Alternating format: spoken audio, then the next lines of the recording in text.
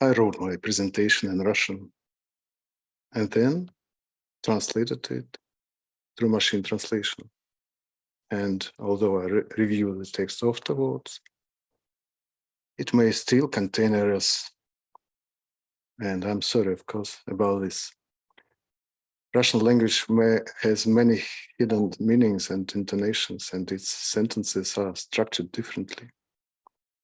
All of this, of course, cannot be conveyed through machine translation. And some phrases may sound too cut and dried, and some may even sound too strictly. So I ask you to be understanding and not to judge me too harshly. For God knows, I meant no harm to anyone in this audience. It also applies to all my other works translated in the same way.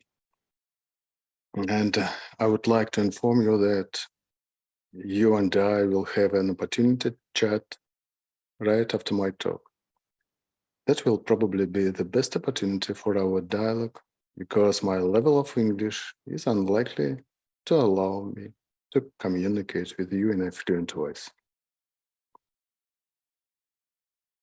I will have a very difficult task today. Paint a realistic picture of our two civilizations in my presentation. And in doing so, try to do so in such a way that our personal feelings are hurt as little as possible. After all, we are well aware that no matter how much we talk about impersonality, we are still attached to our national forms, and it always hurts us when someone touches those forms, especially if that someone is not inside our nation but outside. All the more so this someone is from a distant and unrecognized Russia.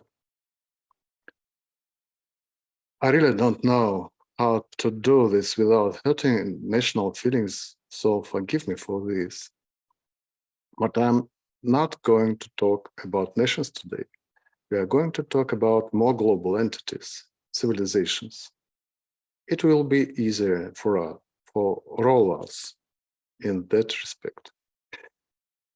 My friends, I'm going to tell you about Russia, of which you, to put it mildly, know very little truth, and about the real West, whose essence you may not often have thought about.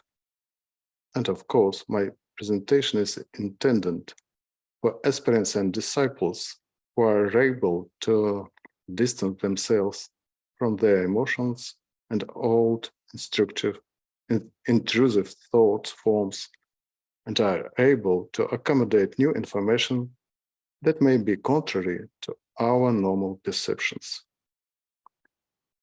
I will be very grateful to you if you can perceive my words mentally and follow the logic of the narrative, for this will be the decisive point in enabling us at the end to perceive everything said and to fix it in our consciousness, at least as a hypothesis.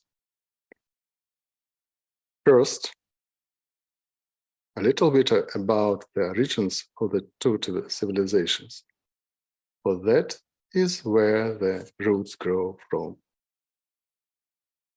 Let us not delve into ancient history and recall the past of the two civilizations that began with the division of the Roman Empire. And could you put some slide, please? Okay.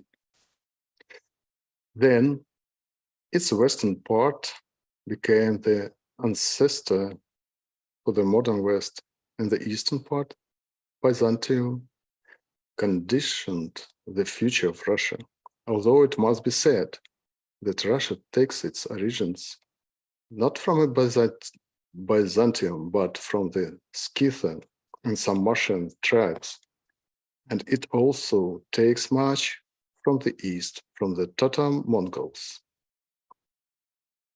Over the centuries, these two different consciousnesses have also defined two different types of empires: a colonial empire with metropolises and colonies, and a continental empire that expanded at the expense of neighboring territories with the transfer of equal rights and freedoms to them.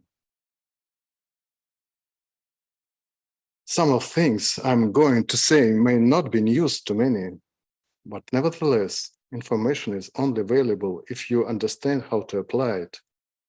So what you and I are going to do now is to put all the information together to see the whole picture. The successor countries of Western Rome treated their colonies as an instrument of enrichment. All these resources of the conquered lands and their indigenous populations were ruthlessly used to achieve their own selfish ends. There were exceptions, of course, but this was the general picture. Everyone must have read Kipling and remember what it's like to carry the white man's burden. Willy-nilly, the West has developed a strong thought form of identifying itself with some exceptional race of white men. These are all obvious things, and we'll need them to create a holistic picture, so let's put them in our basket first. Let's add a little esoteric context to it. Such cruelty and egocentrism at that time, and we are talking about the past centuries, were probably justified. After all, the formation of humanity's personality, and what else could it be? It's not always a very pretty process. However, time has passed, centuries have passed, and humanity has evolved very rapidly. Master Decay tells us that today's humanity can already be called a world disciple that is facing his first initiation. Indeed, the level of human consciousness today is simply incomparable to that of a few centuries ago. Probably the most learned astrological sign is Scorpion. Here, before us, are the 9 trials in Scorpion, the 9 entries of the disciple into this sign, on the physical, astral, and mental planes, on his way to God. They are presented on the page 206 in esoteric astrology. Let's try on our nations. Have we passed any of these tests, or maybe even begun to pass them? Let's meditate a bit on this for a few seconds. Of course, we are primarily concerned with the physical plane, for that is our nearest step. But who is to say that the other 2 are not already in the works of some nations? Good.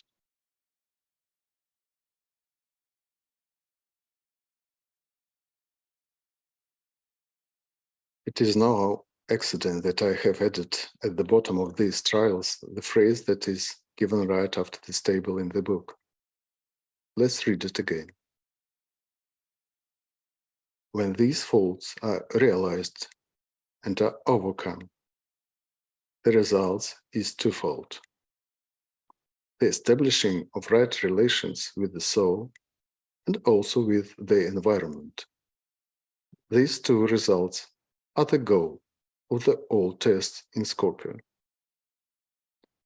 It is very important esoteric meaning, the significance of which is difficult to overestimate, for it is already real for humanity, if we agree, of course, with the statement of Master Decay.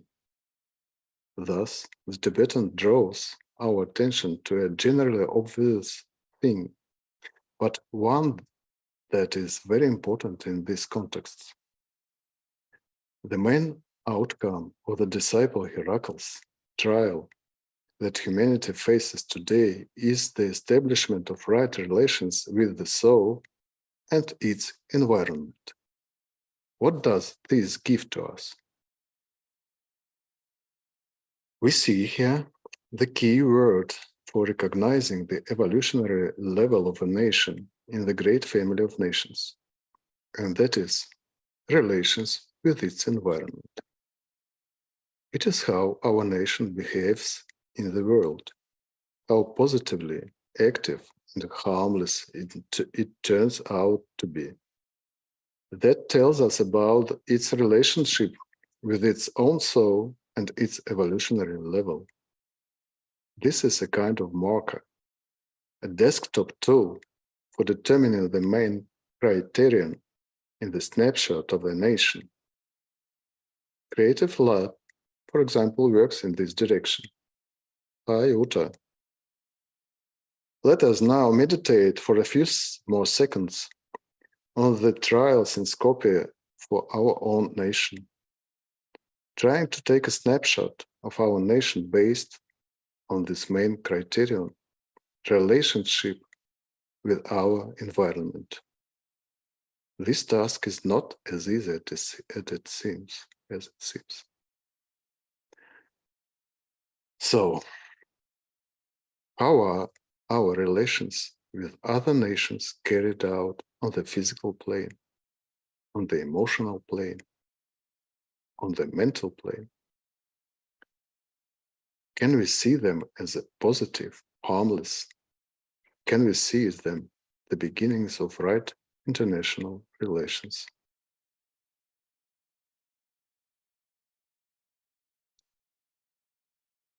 Maybe something is already changing in our understanding.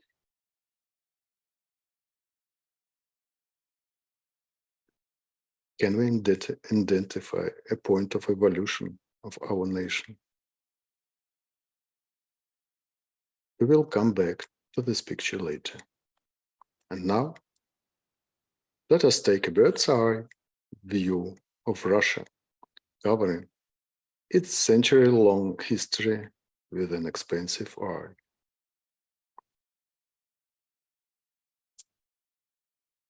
The Russian Empire never had colonies. Yes, it never had colonies. There is a good Russian saying, don't judge others by yourselves. Dear friends, this is a very appropriate saying, and it is especially good when we talk about our two civilizations, for we already so used to our way of thinking that it seems to us that everyone in the world is arranged the same way we are. How do we get rid of the old thought forms? There are different kinds of empires, and the way Russia thinks and feels is quite different from the way of that West does. In expanding its positions, Russia did not oppress indigenous peoples, did not exploit their labor, and did not siphon resources from their lands. As I have said, this empire structure fundamentally distinguished Russia from the West. Of course, Russia has not always freed the peoples. It has also conquered them. Otherwise, it would not be an empire. But it was not always like that. As Russia expanded, it saved neighboring peoples from attacks by the Turks and Persians in the Caucasus, from the Mongols in the south and east, from the Swedes and Poles in the west.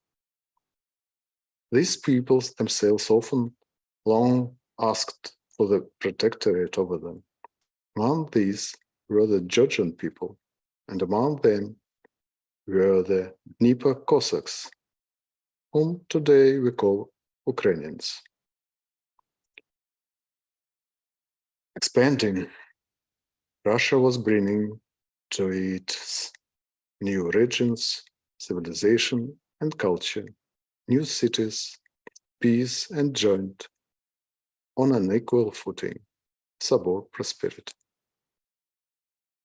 This imperial mode of expansion was certainly losing to the West from a material point of view, because it did not enrich materially the central or regional part of the state, but instead required huge spendings to bring the new, usually backward regions to a Russian standard of living. Nevertheless, this form of empire engendered and established in the minds of the Russian people such important spiritual principles as valor, conscience, honesty, justice, sincerity, generosity, mercy, compassion, and the inviolability of promises made. Do you think I'm making all this up? Then let's meditate for a few seconds on this realization, going back in time. Let us try to recognize the sacrificial nature of a people who conquers lands not in order to subjugate another people and drain them of all their blood, but in order to then coddle them like a child, develop them, spend money on them. There are two completely different approaches to war, and therein lies a profound meaning that reveals the motive of one and the other civilization, which we have yet to realize. You and I are esotericists, and we understand the meaning of the sacrificial nature in relation to the individual. Now, let's transfer this understanding of ours to the nation. Let's touch on another deep meanings that will also take its rightful place in the whole picture. You and I know well the significance of Russian culture,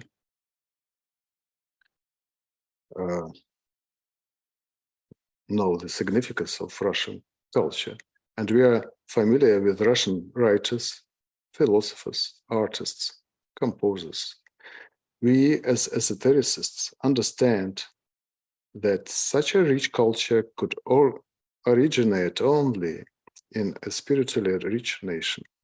This fact also speaks of a certain spiritual level, and we will also include it in our holistic picture. But I would like to dwell in more detail on another aspect that is less well known in the West, namely the mind of Russia. As the great Russian poet and diplomat Fyodor Tyutchev said, "You cannot understand Russia with your mind." The Western average citizen who is in an information bubble may find it difficult to realize that Russia is a very smart country. This is an important point, which strongly spoils the whole Western picture of superiority. Russia has always been strong for its great scientists, inventors, and discoverers, and has carried the seeds of technological progress to all humanity on a par with the West. It has always been an open mind, bringing light to the world. Russian pioneers discovered many uncharted lands of different continents, as well as the continent of Antarctica. Russian scientists were the founders of many modern science. Tsiolkovsky developed the theory of space flights. Zhukovsky developed aerodynamics. Mendeleev developed modern chemistry. Michnikov developed virology. Pavlov developed psychology and reflexology. This is only a smart part of this list of the discoveries and innovations that the whole world still enjoys today. These are radio, electric motor, electric car, plane, jet plane, space satellite, spaceship, internet, laser, peaceful atom, zero waste technology, thermonuclear fusion, tokamak, and much, much more. The founder of the Google, by the way, is also Russian. The founder of Telegram is also Russian, and so on. You may not be able to find the names of Russian innovators in Western sources, but why be surprised? For the West, Russia has always been a source of ideas. The West excelled at translating Russian ideas and initial layouts into reality, after which Western refinements were accepted as Western inventions. Bringing innovation to mass consumption, these things the West can really do much better than the Russians. This is the difference between the two minds. Of course, one should not exclude the fact of the simultaneous discoveries when the researchers from different countries draw their thoughts from the same mental reservoir. Imagine what a wonderful global alliance Russia and the West could have formed if not for the many mistakes made in the last 40 years. Russia is indeed very mental. The Russian mind is different from the Western mind in motivation. It is not focused on profiting for itself from the results of its work. The Western mind, on the other hand, being rational and selfish, sells its technologies to the world. This is not an accusation, but simply a fact.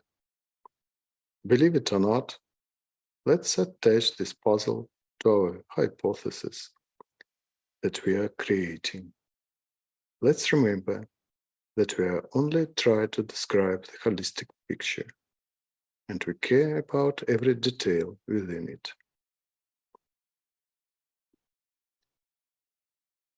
And so far, the picture is as follows. Russia is a disciple, Arjuna in his specific sense, as the Tibetans said, and at the same time, a scientist conducting experiments on himself. The West is quite a successful businessman, able to use the energy of money.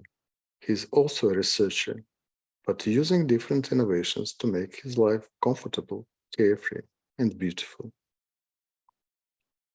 In continuing the story of the evolution of the two civilizations, one cannot help but speak of the Soviet Union, which was a natural extension of the Russian character, putting the spiritual at the forefront and forgetting the material.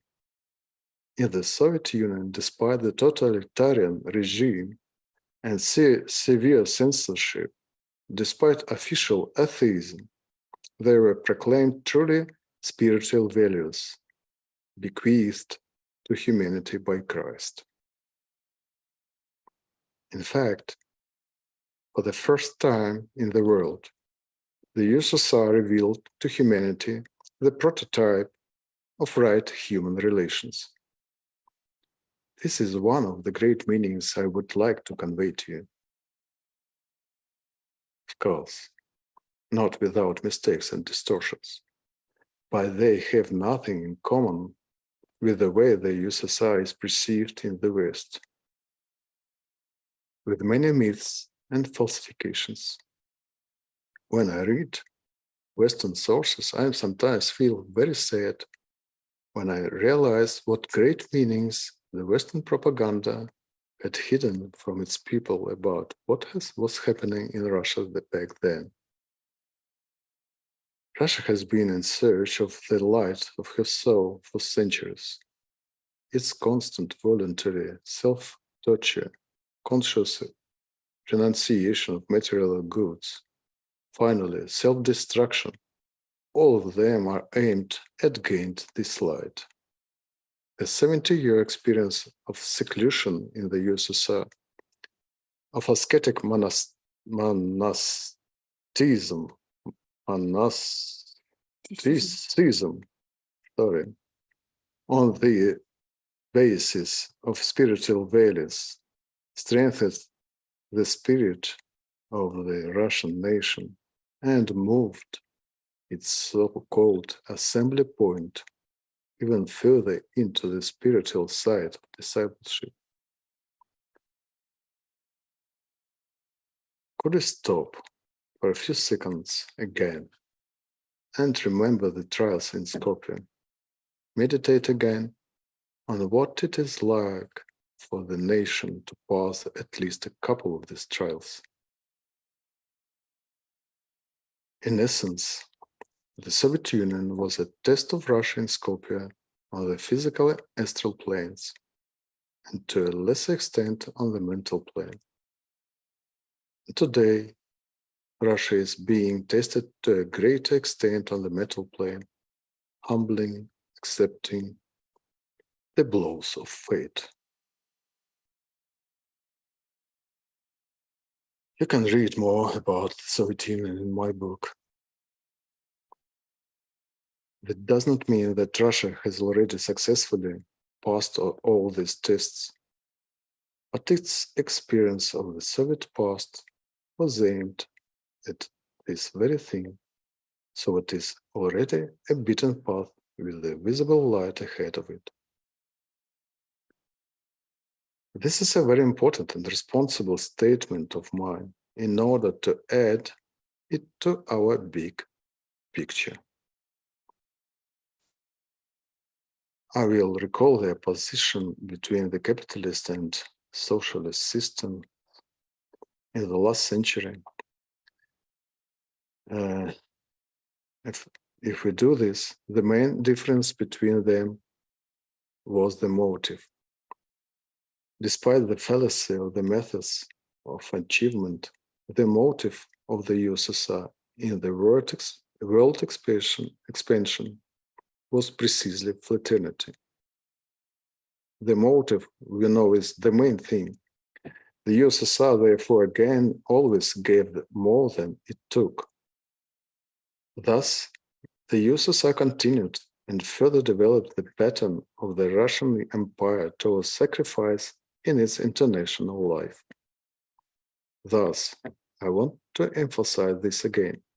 Russia expanded not for its own wealth, but for the great idea of right human relations. At the same time, it was, as before, only losing more materially. This is another very important statement of mine to add to our holistic picture. Here I would like to press pause and add to our common understanding an obvious but very important thing. Whether we are talking about a nation or a person, but if we know him well, we know very well what he is capable of doing and what he is not. In telling you about the nature of Russia, I'm trying to convey to you an understanding of its essence in order to give you the keys to recognize real Russia. Sometimes I hear from some of my Western colleagues the following. They say, "Why do you always talk about the crimes of the United States? Yes, of course, there are a lot of them, but is Russia really perfect? Is there such a thing as an ideal nation. After all, evil exists in all countries. Friends, I'm responding especially for you. It's really very easy to understand if you don't judge the others by yourselves. I mean nations. There is no reproach in these words. On the contrary, they are the key to understanding. Just imagine that not all nations in the world live at the expense of other nations. These nations live on an honest life and do not seek to harm anyone for their own well-being. Also, humans are not all the same. It's really simple. Nevertheless, it would be dishonest not to mention Russians' internal limitations. Please, here are the main ones. These are bureaucracy and sluggishness of the authorities, slow response to external challenges, too soft legislation leading to irresponsibility, including officials, too many freedoms, including freedom of speech. In Russia, you can do and say almost everything, and some perceive this weakness as their lack. The authoritarianism of power, which is more likely not like a dictatorship, but rather the opposite, leads to rigidity and inefficiency in the presence of excessive freedoms, to corruption at all levels. One gets the impression that society is held not by external laws, but often only by internal ones, by the laws of the soul.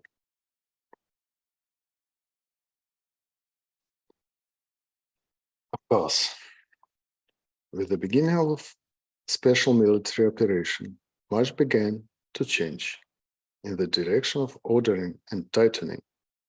A deep cleansing is taking place in Russia on all levels. Now are falling away the false, newfangled Western values, which for some in Russia seemed to be manifestations of freedom.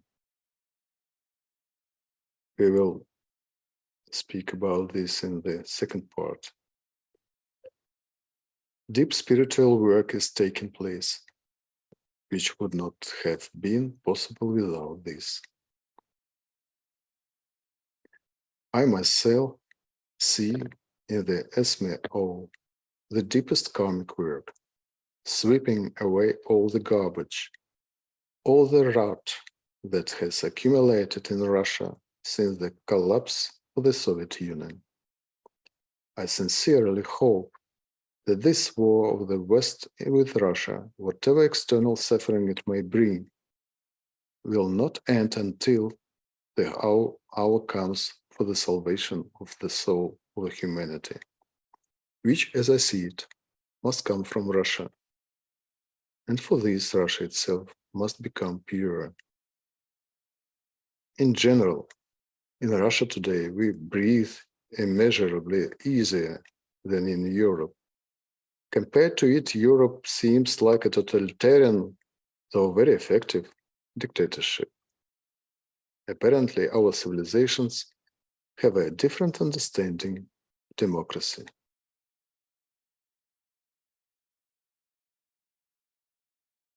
Let's breathe in, breathe out.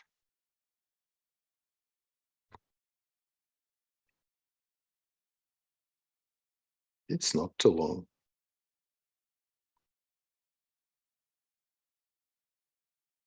Destructive and terrible was the invasion of the West into the Russian world in the 90s. It was really a test of the disciple of sin which Russia could not withstand.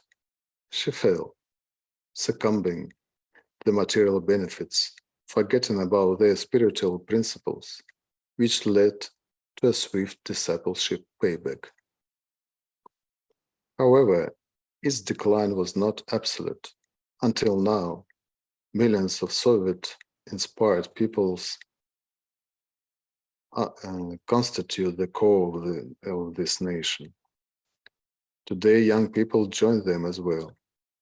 On this superconsciousness level, all of this positive spiritual experience of the Soviet Union is steadily anchored in the causal body of the soul of Russia. For many years, Russia has been trying with all this might to join the common family of the West as an equal partner. You surely remember the decay prophecy about the fall of the totalitarian leaders of the Soviet Union. And now they have fallen. And then mankind was to build a joint, bright future. After all, this was exactly the scenario that the West originally promised Russia when it pushed Gorbachev to make total concessions and unilateral goodwill gestures. While this was probably not the outcome that hierarchy was waiting for.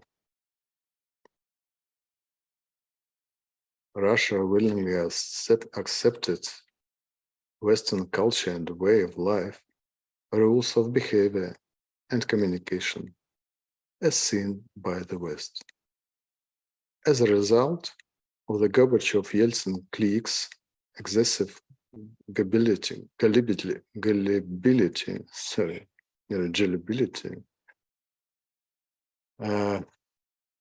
short-sightedness, and in fact, betrayal of its people, Russia lost its strength and, first of all, its spiritual strength, and after that, its sovereignty. The West hypocritically called its victory in the Cold War, when in fact it was only a deliberate and calculated deception, clearly imprinted in the Akashi chronicles. I want you to be aware of this fact. The forces behind this deliberately wiped out the spiritual grains from the entire post-Soviet space, replacing them with the modern vices of the West. They were grafted everything most vile in order to completely wipe out everything spiritual. So they deliberately infected the entire post-Soviet space with evil. This was the work for many years. The collapse and looting of the USSR was the greatest mistake, both of Russia, which allowed itself to be deceived and betrayed not only itself, but also its allies, and of the West, which never had any intention of being friends with Russia and its socialist world. In the 1990s, humanity certainly had a great chance to build a beautiful new world, united into a single space, economic, scientific, spiritual, without wars or aggressions. But it missed it so miserably. Now, a very important point I urge you to meditate on. Let's listen carefully. That the unlimited power, complete impunity, incredible arrogance, and an unstoppable desire to destroy one's own neighbor, materially egoistic orientation of consciousness, all this quickly born stream of low astral forces awakened evil, which all this time after World War II, waiting for its exit, stood at the door. It was from then on that all the lower instincts began to come alive violently and penetrate the life of the West. It was after the collapse of the USSR that the West has begun to degenerate spiritually. Look around you. Those who are older remember life in their own countries before the collapse. And that was a completely different life, friends. Thus, according to my deepest conviction, it was the deception and plundering of the USSR that became the karmic trigger of today's state of the world. This is the karma of all humanity, but first of all, of the United West. And today the hierarchy, and you and I, are witnessing the return of the seeds sown. This is the greatest sense that we attach to the whole picture. One that explains what is happening now. Do you remember the analogy about the disciple Russia and the businessman West? Well, if we continue it, then this businessman today is criminally persecuted by karma. He knows about it and takes the most desperate steps to avoid punishment and save his business. But karma is not an investigator. It can't be bribed. Let me remind you also of a foundational phrase from esoteric astrology. The individual, in this case, civilization, is also known through the manifestations of the relations with his environment. Well, let's take a bird's eye view of the West now. Shall we? This will be another step of us.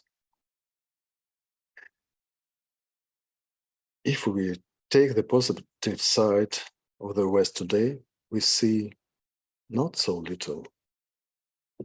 Of course, Western culture, great scientists, writers, artists, poets, and composers, all these priceless creations the West gave to the world.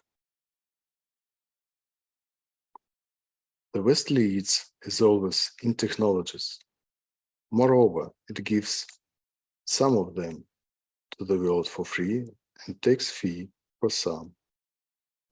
In this regard, the role of the West for humanity is simple and available because it has so far led humanity to material security, comfort, the beauty of human existence, and most importantly, to free, thanks to technology, the human mind from the physical plane of existence, from focusing on simple and unskilled work to make its life comfortable and creatively fulfilled. For free, the West transmits new forms of building working communities on equivalent principles. These are different forms of co-working spaces, different forms of organizing work collectives. This is physical arrangement and the deep beauty of spaces for work and rest.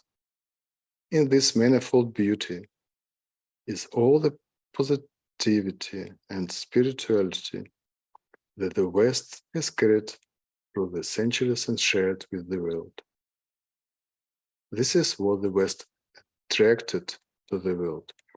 The West of the second ray of the soul was the teacher for the world, for the human person.